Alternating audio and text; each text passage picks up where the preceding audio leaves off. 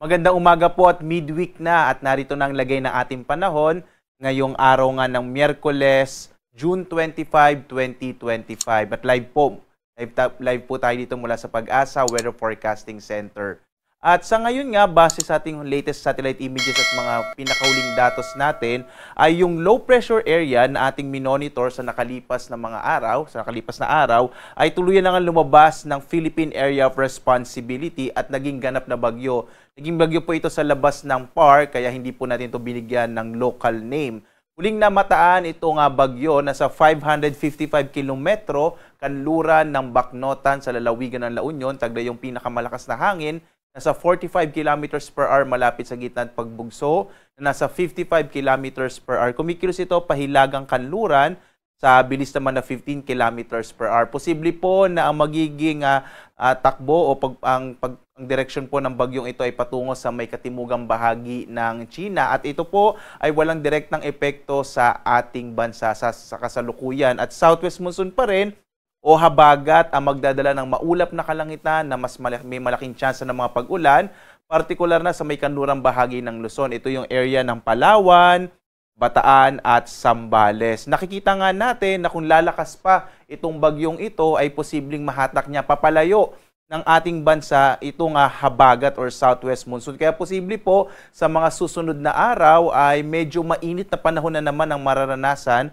sa malaking bahagi ng ating bansa. Pero asahan pa rin natin yung mga localized thunderstorms sa hapon hanggang sa gabi. Ulitin ko po kasi panahon pa rin naman ng tag-ulan kaya expected pa rin natin yung mga pag-ulan sa hapon hanggang sa gabi. Kadalasan po, katamtaman hanggang sa kung minsan ay malalakas sa mga pag-ulan. Pero hindi naman natin to inaasahan na magtatagal. Usually po, yung mga thunderstorms natin sa late afternoon ay mga 1 hanggang 2 oras lamang.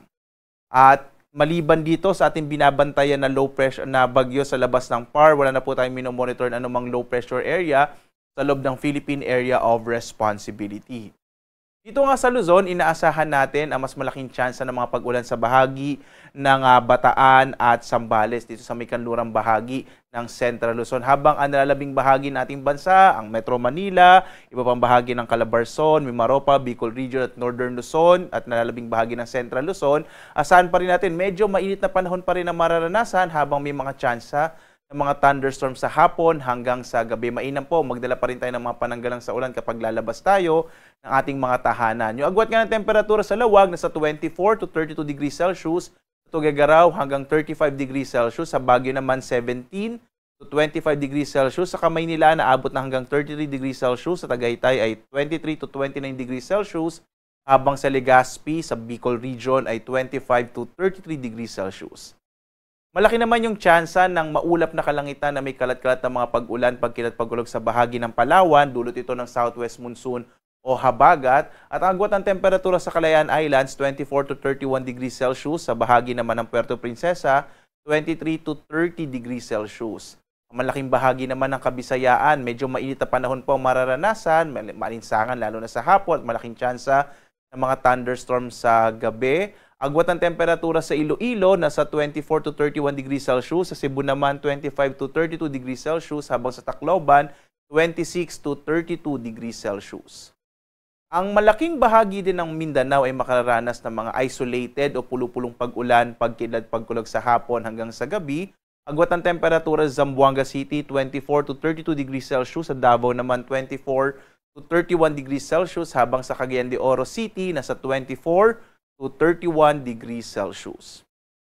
Sa lagay naman ng ating karagatan, wala po tayong nakataas na gale warning. Ito yung ating babala sa malalaking pag-alon ng karagatan.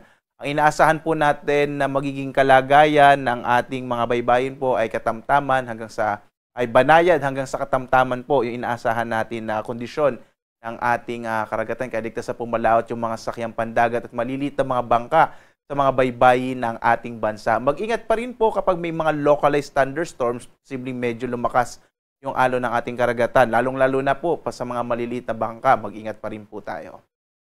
Samantala, ang araw natin sisikat mamayang 5:29 na umaga at lulubog, ganap na 6:28 ng gabi.